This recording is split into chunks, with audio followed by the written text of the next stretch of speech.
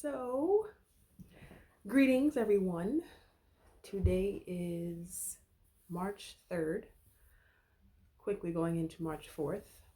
It's late in the evening, and I knew that we're coming up on the 2-month anniversary of my sister's passing. And so I just wanted to discuss a few things. I feel like I have a lot to say, but I don't want to make the video too long, so I'll try to get through it. I did make a video. I didn't post it. I didn't like the way it looked.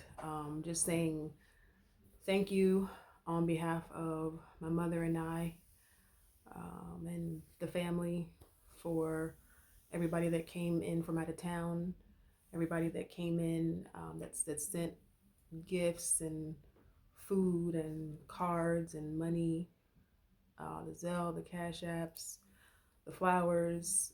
If you said anything, if you did anything, if you showed up, we appreciate it. My mom was like, should we send thank you cards? And I was like, yeah, how do we have the addresses? Like, people still do that? Starting to become kind of, like a older way of doing things. Everything's now, it's like a text or a social media post or an inbox or something like that. I mean, as long as the message gets relayed, I don't think the medium really matters, especially not to younger people. This is one way. Just saying thank you, and we appreciate you. And it was rough, but we got through it. It was busy. Everything was happening really fast, and we were exhausted emotionally, physically, just trying to wrap our heads around it and get things done. But we did, and everything that you guys contributed was super helpful. And so we thank you from the bottom of our hearts. We're doing okay, all things considered. It's day by day. It comes in waves. We got some of her stuff back in our possession, and well, it was a lot of her stuff back in our possession. Let the record show, it was a lot. Sis was dressing. She was going somewhere because she has a lot of clothes and a lot of shoes, and we've only gotten through half of it. There's another half that, in the right time, we'll get to it, and we'll get through that as well. But she had so many clothes and so many shoes, and, ironically, she and I were the same size. My mom's foot's a little bit bigger, but some of the shoes, my mom fit her foot in it. Her clothes, and we've been wearing her clothes every day for the past 2 weeks, trying to put on something that fits, something that looks cute, and it's been working out for us. We've been dressed up looking like Tay Tay, so it's been good. We laugh one minute, we cry the next. I've been putting my foot in her shoes, and then I'm fine, and the next minute I put a pair of shoes on, I just have a breakdown. So it comes in waves, and I expect it to come in waves for the foreseeable future. So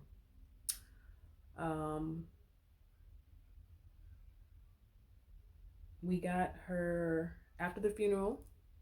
We did have her cremated, so we got her ashes back, and we had several urns filled for different, various people and family members. And I will show you a few of our urns. I thought they were really pretty. Now her dad got these for all of the kids, and this is she loved pink, obviously. I think you guys know it by now. This is a little pink one, and it's got like a little butterfly and little stars on it. That was really cute, really thoughtful. I don't think this one opened. I think this one somehow has like a seal on it, so this one you can't open. And then I got these made for my mom and myself, and this is like a rose gold. It's got like a smooth bottom, And you can get like a limited amount of words put on it. You can't put a lot of words on it, but you can get it, and it has like her dates, and no more pain, rest. And on top, you can pick what picture, and you can have a picture of her put on the top of there. I see. So this one's my mom's, and then this one is mine, but it's gonna be our travel urn. So when we go places and we go on trips, and we'll take her with us, and we'll leave a little piece of her whenever we go.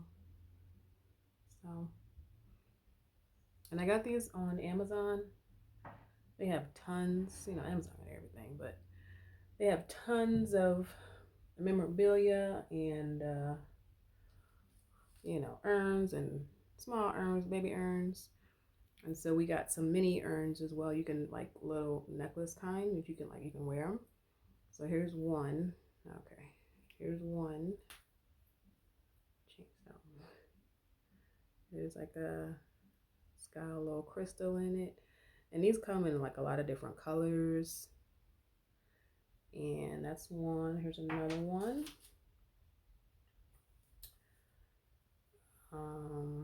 It's got a little plastic to protect the cross. Okay. We'll talk about that later. It says, I think it says, I'm always with you. What does it say? I'm always with you. Always in my heart. You're always in my heart. And then it has a little cross and has a little diamond on it. And you just take the little plastic off. And I think Mom has one. No, she has a different one, an angel wing one that's in her car. Okay, and then I have this one. This one's another one that I have. Now this one is a little heavy, like it's got some weight to it, and it's just like a plain kind of, it's like a filigree design on it. And this one you put the ashes in the bottom, like that. Like these other ones, you unscrew the tip here where it hangs, and the ashes are down in there. And the funeral home did it for us, so you don't have to, like I'm sure if you have a funeral home, they can do it for you. If you have a loved one that passes away, and they told us they would fill them all up at the same time, and then they'll just call us all when they're ready, and then they give you the bulk of the ashes back. So we had several done. These ones that come on a chain, they come in like a 5-pack if you want them, and they're not expensive at all. And you can order, and they come with like different designs in them, so you can give them out to relatives and family members and whoever, puts them in your car. You can have a piece of them whenever you go somewhere. It can go right with you. So we got that taken care of. I did want to make a video so we'll do a little story time, and we're already at 8 minutes, so I'll do story time. I do communicate with the deceased. It is a gift that I have. I did not know that I had it, or it was something that I was able to do until I was about 38. I'm 40 now. So something happened like right around when COVID hit. Like a lot of things in me and for me changed. And so I've been working on me and myself and getting to know more of who I am as a woman, as a spiritual person, and what I'm going to do here on this planet before my time is up. Because every day we getting older, all of us born to die. So make the use of your dash, the dash between your birth and your death. The dash, make your dash count. You heard that before? Yeah. So I've been working on that, thinking about it, trying to figure out where I want to go soon, and how I want to live my life, the mark that I want to make, and I'm figuring it out. Ironically, I went to a psychic and she told me what it was going to be, and at the time I was like, okay, if you say so. And that was about 3 years ago. And it's funny because usually if you ever go to one, what they tell you is going to happen in your life looks nothing like that at the time. It's like almost incomprehensible. Like you're like, huh? You're like, okay, we'll see, right? Yeah, we're going to see. Okay, so she told me, and now how things are starting to play out, I'm starting to see like the dots start to come like this, slowly but surely. So they're coming in, and I'm starting to get the picture, and it's starting to make a nice mosaic, I must say. So, story time. So I do communicate. So let's try to make this video not terribly long. This is a pendulum. It's actually just a crystal on a chain. Let's just get that straight. Pendulum is an energy conductor. So this is what I use. I do not typically hear voices. I do not see spirits with my eye. Every now and then I can get a mental image. But this is it. This is what happens whenever I pick this up. It'll just start to go. And I'm not moving it. I'm just holding it. Now this is spirit energy doing this. I have no idea who it is. It could run a gamut of people who have passed away. Until they tell me who they are, I use an alphabet mat, and then I know who it is. If I had to guess, okay, stop. I can stop it. I can stop it and I can make it do it like mentally, but okay, so I'll say, is this Taylor? If it's yes, it'll go back and forth. If it's a no, it'll go in a circle.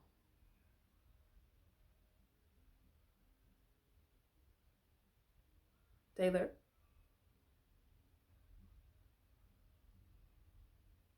Looks like no. Looks like a no to me. Okay, so when I pick it up, it's usually either, lately, it's either Taylor or my Aunt Denise or my godmother who has passed away like about 2 weeks ago. So between them three, sometimes there's another, different energy, the person that I know, that will come on, and then I'll talk to them for a while and we'll go back and forth. But the story time is I took my pendulum. My brother had a son that passed away. Maybe, I don't even know how many years it's been now. Maybe 7 years. Maybe 7 years ago. 8 years ago. And I went to go see him because he had a new baby recently, at the end of the year, last year.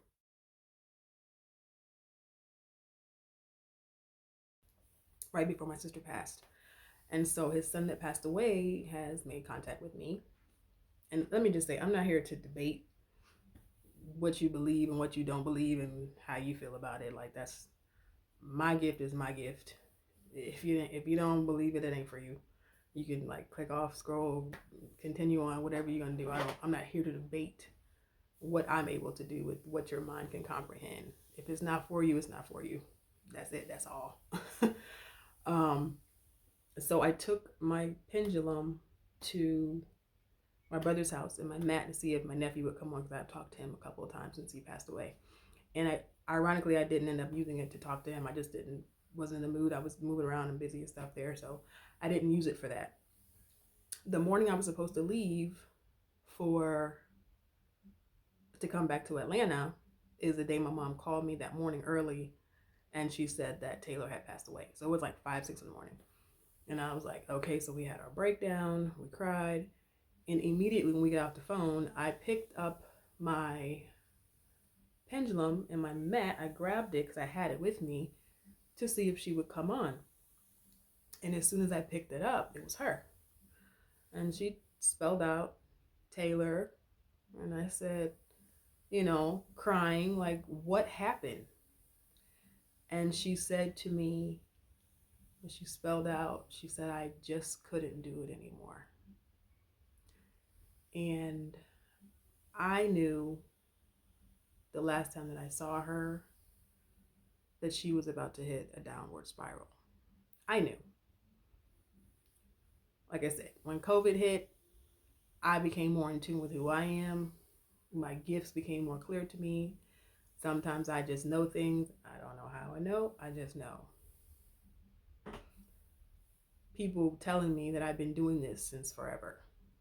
And I'm like, have I? You say so. I didn't know I was doing it. I'm just living my life. She said, I just couldn't do it anymore. But I knew that she was about to spiral out. And so shocking because you never know the day or the time. Like I might know an event's going to happen. I just can't say it's going to happen on XYZ day in 2 weeks or in a week or in a year. I have no idea of timelines. I just know when things are going to happen or how they're going to happen. And that was very, very, very clear to me that that was going to be the end. I just didn't know when. So it was surprising how quickly, but I knew that she was tired and she needed a break. And I miss her, but when I talk to her, this is for the people who have the ear to hear, she's great. And she is happy. She is with relatives of mine that have passed away. And some things that she told me that she wanted me to tell you guys is that she is around and she wants y'all to know that she's trying to let you know that she's around. And she and I talk like, I talk just like I'm talking to you right now. And she said, I know you know. I said, well, I know you're around. She said, well, I know you know. She said, but they're not even trying. I said, everybody doesn't receive messages like that so easily. They're not so easy to believe. So you got to be patient. You only can do what you can do from the other side. You're no longer in a body. Manipulating physical matter is a feat. With your finger. You can't push it with your finger. You're dead.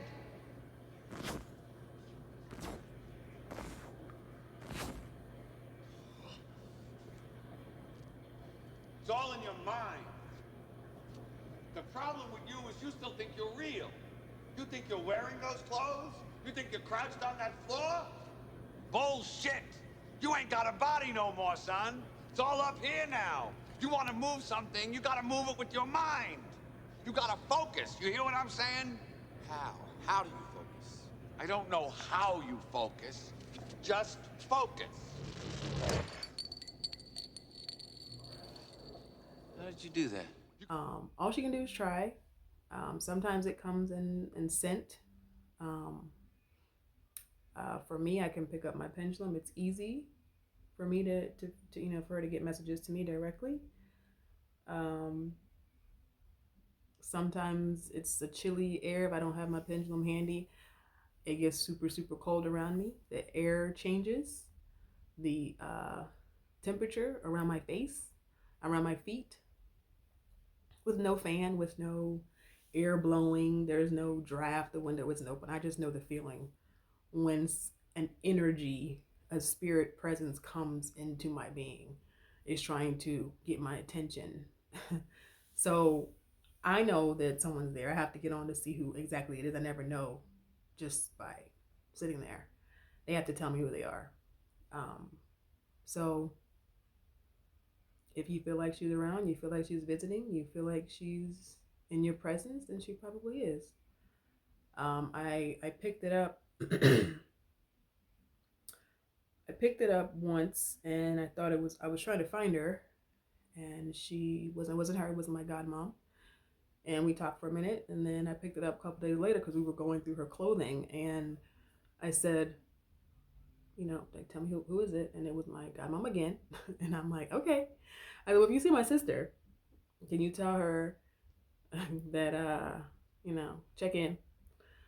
And she said, okay, I will. I said, okay. So when I picked it up a third time, a couple days later, it was her. And I said, you've been absent. And she said, I was over at my dad's. I said, I know he's not. doing really well. He's really sad. So she goes between houses and makes her rounds to visit her friends and her family. So she's around. And people will say like, "Oh, well, how do you know it's her? And how do you know?" I could ask you the same thing about how you know God's talking to you, but that's y'all's relationship. If you know, then you just know, because you talk to a spirit that you've never seen, that you've never seen in a physical body. You don't know how it would be to interact with them physically. All you know is your spirituality and how that affects you. It's different when you're talking to someone who you actually interacted with in life, and then you have to interact with them out of a body. You kind of have a little bit more, a little bit more evidence of how they were, how the vernacular they use. You know, it's a little different, but I've been on both sides. I definitely have caught the ghost before. I have had some spiritual overwhelming situations before, church related. Um, what I would say was the Holy Spirit. Absolutely, I've had interactions. Interactions with spirits that I know personally. They talk, talk, spell out things the same way they did when they were living. And if it didn't feel like it was them, then I wouldn't think that it was.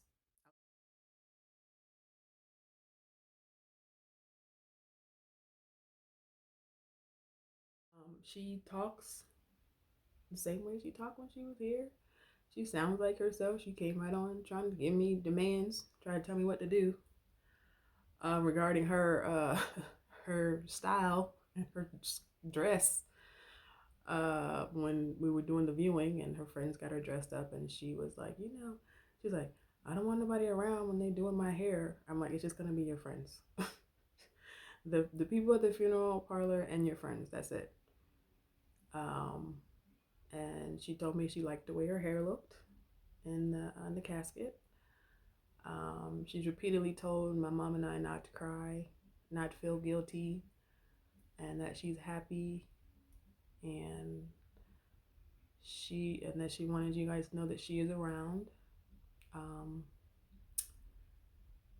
what else did she say? Okay, so here's the story. I went on one time, and it was my aunt. Now, mind you, in life they never met because my aunt died before I was even born. My mother was young, and so she comes on pretty consistently. But she picked it up one time. It was her, and I said, "Where's Taylor?" I said, "She's been around." She's like, "Yeah, we've been hanging out." I said, "Oh, really? I've been hanging out."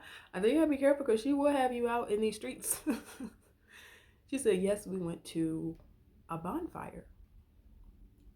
And I said, "A bonfire?" So I'm thinking, we don't live on a beach. I'm thinking bonfires to me is like beach, usually. Beach, water, you wood and fire, you dancing around, right? She said, "No, it wasn't a beach." She's spelling to me, "No, not a beach." I said, "Was it in Georgia?" She said, "Yes." I said, "Okay." So I'm like, "A bonfire in Georgia?" You say so. She said, "Yeah, one of Taylor's buddies had a bonfire, was at a bonfire." I said, "Okay." I said, "You have fun?" She said, "Yeah." I said, "Okay." I said, "Well, if you see her, just tell her I came by. I'll come back and try to see if she's around later." She told me she was at her dad's. I said, "Okay." Fast forward to, this was like when we first were like planning and doing the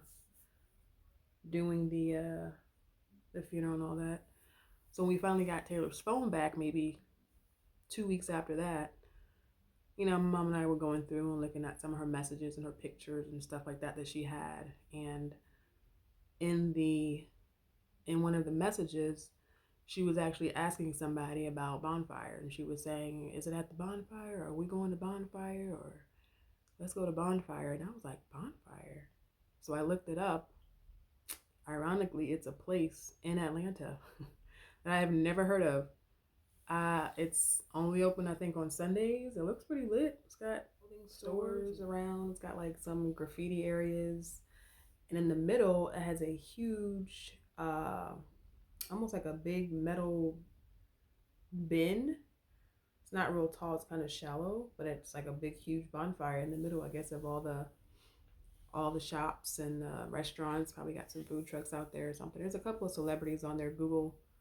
If you go on their Google reviews, sometimes there's celebrities out there. So I mean, to correlate it from my aunt telling me that's where they went, and then a couple of weeks later, seeing it in her text messages as a place that she actually used to go when she was here.